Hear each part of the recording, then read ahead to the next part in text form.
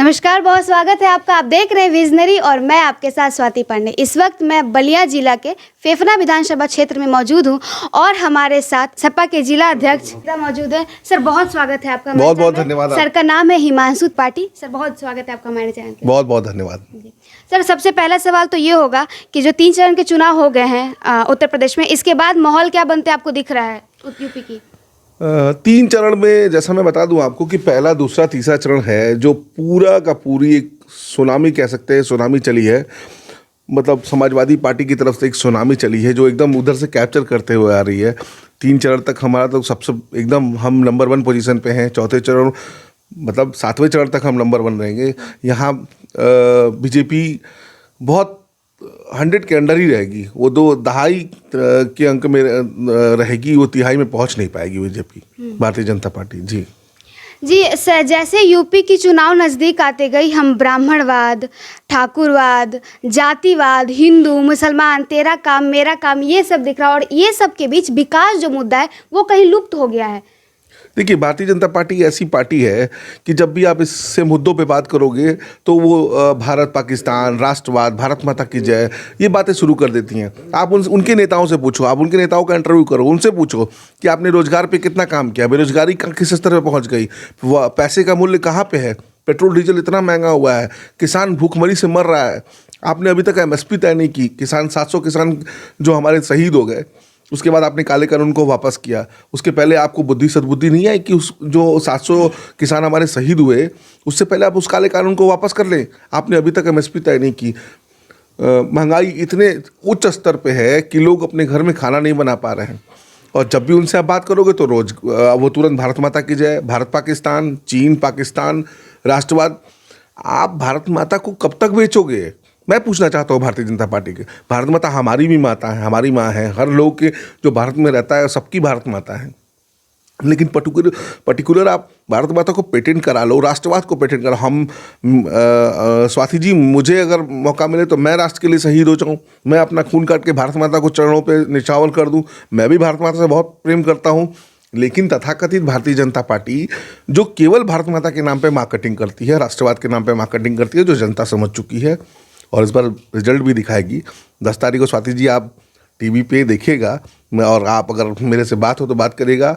हम लोग 300 क्रॉस करने जा रहे हैं और बीजेपी का पतन होने जा रहा है। सर, आपने कहा कि सपा विकास के मुद्दे पे काम करती है, ठीक है, लेकिन हम देखें कि अब जैसे जैसे चुनाव नज़दीक आने लगा, अखिलेश जी, खासकर अखिलेश जी ने भी ब्राह्मणवाद शुरू किया।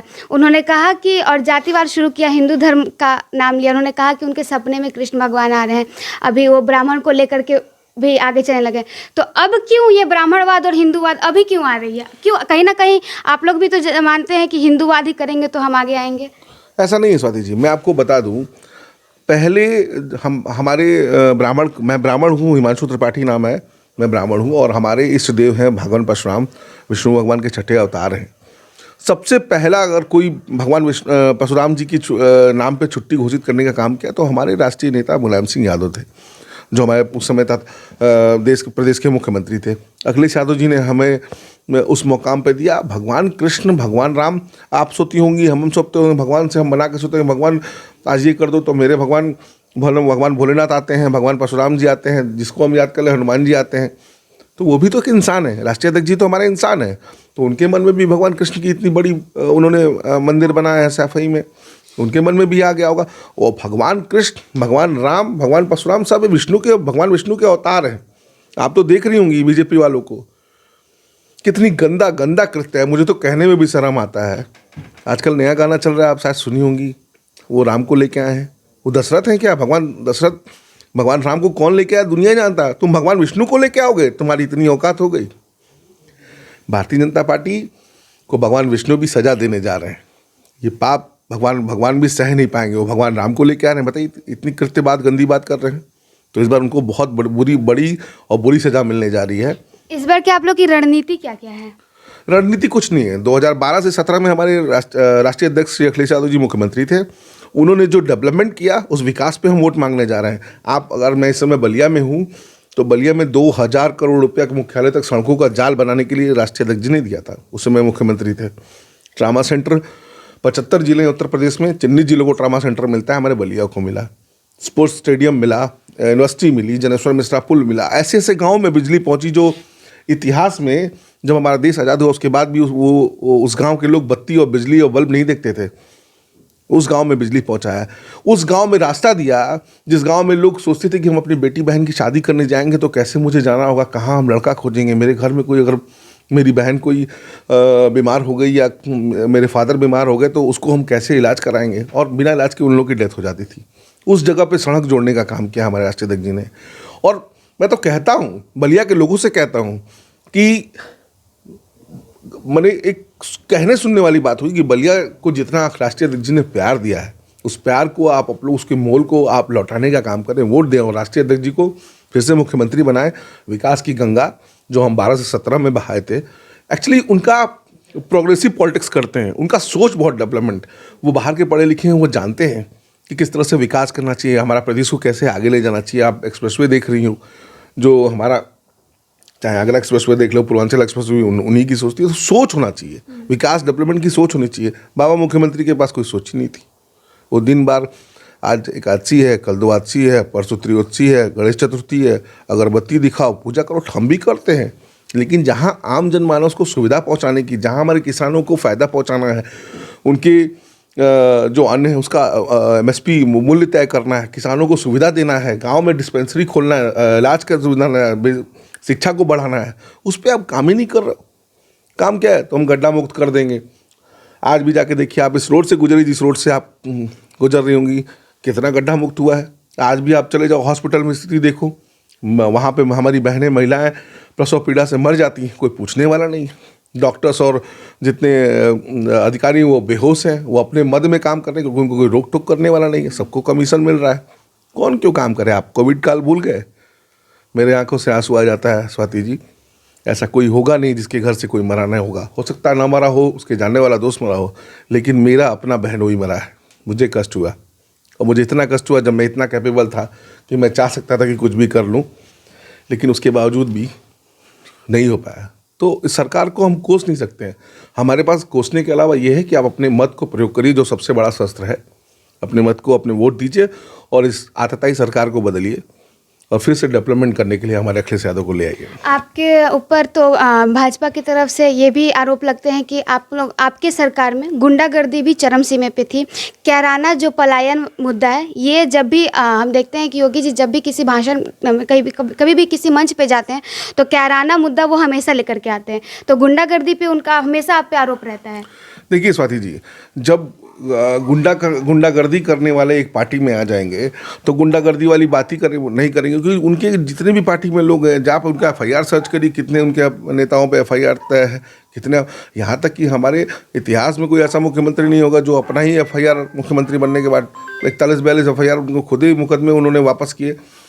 ये केवल बीजेपी का बहाना है कि हम गुंडागर्दी, उनका जब भी, मैं कह तो रहा था अभी पिछली बार भी बोला कि जब भी आप डेवलपमेंट की बात करो, आप इस मुद्दे पे क्यों नहीं बात करते कि हमारे पास इतनी बड़ी बड़ी सड़कों का जाल बना, हमने कन्या विद्याधन दिया, हमने 25 लाख से ऊपर लैपटॉप दिया, हमने बेरोजगारी ख़त्म की, हमने किसानों को, गरीब बच्चाओं को पोषण सुविधा दिया, हम ग्राउंड लेवल पे समाज के अंतिम व्यक्ति तक अपनी सुविधाओं तक पहुंचाए, हमने 10 डायल 100 दिया, डोमेस्टिक वायलेंस जो महिलाओं की उत्पीड़न होते उसको ख़त्म करने के 1090 दिया। इतना बड़ा पुलिस मुख्यालय बनाया, कभी कोई सोच नहीं सकता था। विदेश के जैसे विदेशों में बनता है वैसा एक 1 विंडो पे सारे काम हो जाए, उसका बड़ा मुख्यालय बनाया। तो आप डेवलपमेंट की बात कर ही नहीं रहे हो ना, आप तो हमेशा हंटर चलाएंगे, बुलडोजर चलाएंगे, गोली चलाएंगे, आप डेवलपमेंट की बात ही नहीं करोगे। चलो ठीक है, आप कहते हो कि माफियाओं को हम बहुत मारे। मैं पूछना चाहता हूँ स्वाति जी आपके चैनल के माध्यम से आदरणीय तथाकथित योगी जी से कि आप एक जात को टारगेट करके बुलडोजर चला रहे हो और दूसरी जात में आप कभी आपने बुलडोजर नहीं चलाया। 2 दिन ब्याह था, उस लड़की, उस बिटिया का क्या दुख था? खुशी दुबे का कौन सा वो अपराध की थी, कौन सा माफिया थी? आपने उसको जेल में बंद कर दिया, उसको जेल के अंदर उत्पीड़न किया गया। उस विवेक तिवारी का क्या दोष था जिसको रात को आपके आतताई पुलिस वालों ने गोली चढ़ के मार दिया? उस रायबरेली में परिवार का, पंडित परिवार का क्या दोष था? हरशंकर तिवारी घर में आपने मुख्यमंत्री बनते ही आपने फर्जी पुलिस वहाँ पे जांच कराई, उनका क्या दोष था? सब ले लो। आपका केवल ब्राह्मणों से दुश्मनी और जो आपके जाति से आते हैं उनको आपके ज़िले का डीएम, वहाँ का एसपी क्रिकेट खिलाता है, बॉल दिखाता है, पिच चलाता है। आपसे मैं पूछना चाहता हूँ योगी जी कि आप एक बार बनारस 3 घंटा जेल में किससे मिलने गए? कभी मीडिया में आया कि हमारे मुख्यमंत्री जी जेल में किसी बड़े लोगों से मिलने गए? कौन था? आप कभी मीडिया के सामने लाए? ये सब पूछने वाली सवाल है। मैं जातिगत नहीं हूँ, मैं प्रबुद्ध सभा का जिलाध्यक्ष हूँ। प्रबुद्ध सभा में सब लोग आते हैं, लेकिन जैसे हमारे योगी जी जिस तरह से अत्याचार किए हैं ब्राह्मणों पे, और ब्राह्मण जो आपके घर में बेटा होगा, बच्चा होगा तो पूजा कराएगा, और घर में किसी के घर में कोई मर जाए तो श्राद्ध भी कराता है। तो इस बार बीजेपी का श्राद्ध कराने के लिए ब्राह्मण तैयार है। आरोप की जब बात हुई तो इसके साथ परिवारवाद वाली जो है ये तो माननीय प्रधानमंत्री जी ने कह दिया कि अखिलेश सपा में परिवारवाद है। पहले मुलायम सिंह थे, अब अखिलेश जी आ गए, और ये जो है वो भाजपा नहीं करती है। परिवारवाद वाली बात भाजपा नहीं करती है। सपा पे इतना परिवारवाद का आरोप क्यों लगता है? साथी जी, सबसे बड़ा परिवारवाद तो भारतीय जनता पार्टी करती है, वो केवल लांछन लगाती है। जैसा किसके लड़के हैं? पंकज सिंह किसके लड़के हैं? नीरज सिंह किसके लड़के हैं? गोपाल जी टंडन किसके लड़के हैं? क्यों आप पार्टी के, आप अपना परिवारवाद तो आपको याद ही नहीं रहता। 80 करोड़ की कंपनी को 800 करोड़ जैसा बना के बीसीसीआई के प्रेसिडेंट बना दिया। किस मिनट पे? क्या क्वालिफिकेशन था जैसा का? मैं पूछना चाहता हूँ आपके चैनल के माध्यम से। ये केवल लांछन। इस बार मैं बता दूं कि परिवार में आपको बताने के लिए बता रहा था कि आपने क्या दिया, मैं बताना नहीं चाह रहा था। परिवारवाद में हमारे अखिलेश जी राष्ट्रीय अध्यक्ष हैं। उन्होंने अपने भाई अनुराग यादव का टिकट काट के एक प्रोफेसर अभिषेक मिश्रा को टिकट देने का काम किया। इससे बड़ा कलेजा किसी और का नहीं हो सकता। अपने स्वयं के भाई भतीजे का टिकट काट के और एक ब्राह्मण को टिकट दिया, हमारे प्रोफेसर अभिषेक मिश्रा जी को टिकट दिया। अखिलेश जी के अलावा इस पार्टी में कौन परिवार का सदस्य इस बार चुनाव लड़ रहा है? आप डेटा खोल के चेक कर लो। आप तो मीडिया वाले हो, आपके पास सारा डेटा होगा। आप चेक कर लो कि इस विधानसभा चुनाव में 2022 में अखिलेश यादव के परिवार से कौन चुनाव लड़ रहा है। मैं तो सारी चीज़ें गूगल पे हैं, सारी चीज़ें साफ हैं। उनके कहने से बड़ा क्या, आप चेक कर लो। नहीं, उनका भी ये भी आरोप है कि आप जब परिवार में ही आप एक नहीं हो पाए, जैसे अभी आप अखिलेश जी की भाभी जी निकल के भाजपा में चली गई, तो जब परिवार में ही आप एक साथ नहीं रह पाए, तो आप नहीं समेट पाए अपने परिवार को ही, तो आप राज्य को कैसे समेटिएगा? आप राज्य को कैसे चलाइएगा जब आप परिवार को ही नहीं चला पाए? देखिए, हमारे राष्ट्रीय अध्यक्ष जी का इस बार एकदम फुल प्लान था कि हम परिवार को में बहुत लोगों को टिकट नहीं देंगे। सरोजनी नगर से कैंट से टिकट मांग रही थी अर्पणा जी। राष्ट्रीय अध्यक्ष जी ने उनको मना किया। परिवार के ही सदस्य हैं। जैसे आपने परिवार का आरोप लगाया हमारे पे, तो परिवार के सदस्य नहीं, उनको अच्छा नहीं लगा, वो पार्टी में छोड़ के चली गई। और जहाँ पे गई, जिसमें उनको कहा कि मैं इस पार्टी में आकर राष्ट्र निर्माण के लिए काम करना चाहती हूँ, उस राष्ट्र निर्माण वाली पार्टी ने उनको टिकट नहीं दिया। भाई, अब अर्पणा जी चलो हमारे पार्टी को छोड़ के गई, तो कम से कम आपको उनको टिकट तो देना चाहिए। लेकिन मैं भारतीय जनता पार्टी से पूछना चाहता हूँ, भारतीय जनता पार्टी ऐसी मूर्ख बनाने वाली पार्टी है। प्यार से सहला के पपेट को लाती है और फिर उसको अपने सहला के पीछे छोड़ देती है। तो यही कहने और दिखाने वाली बात थी। और 2 दिन के लिए हमारे लिए भी कोई बहुत बड़ा असर नहीं है। अर्पणा यादव जी हमारे बहुत बड़े हमारे वोट बैंक को नहीं तोड़ सकती थी। मैं गई, उनके लिए बहुत बहुत वहाँ के लिए स्वागत है। उनके उस अच्छे भविष्य की हम कामना करते हैं। जी, अब मेरा आखिरी सवाल रहेगा, ये सपा के हिमांशु त्रिपाठी के लिए नहीं, आप हिमांशु त्रिपाठी से एक सवाल रहेगा कि हमने ऐसा भी सुना था कि इस बार फेफना विधानसभा क्षेत्र से आपको टिकट मिलने वाली थी, लेकिन संग्राम सिंह को मिल गई, तो इस पे क्या कहिएगा? स्वाति जी, देखिए, दावेदार सब लोग, लोकतंत्र में सबको हक है टिकट मांगने का। हमने भी टिकट मांगा था। राष्ट्रीय अध्यक्ष जी ने कहा, राष्ट्रीय अध्यक्ष जी का फैसला जो था, उस फैसले का हम स्वागत करते हैं। हम समाजवादी, इसका दुख नहीं हुआ आपको? ईमानदारी से बताइए। मैं समाजवादी सिपाही हूँ, मैं एकदम समाजवादी सिपाही हूँ। हम अपने राष्ट्रीय अध्यक्ष जी की जो भी निर्णय है उसका स्वागत करते हैं। कोई दुख और सुख की बात नहीं है। ऐसा नहीं कि हम अगर पॉलिटिक्स कर रहे हैं तो मुझे पद चाहिए, पद मिलेगा तभी मैं पॉलिटिक्स करूँगा, ऐसा नहीं। मैं एक सच्चा समाजवादी सिपाही हूँ। जैसा राष्ट्रीय अध्यक्ष जी का दिशा निर्देश होगा, मैं उनके पद चिन्हों पर काम करूँगा। चलिए, बहुत बहुत धन्यवाद, आपने अपना कीमती टाइम दिया। तो ये थे हमारे साथ हिमांशु त्रिपाठी जी।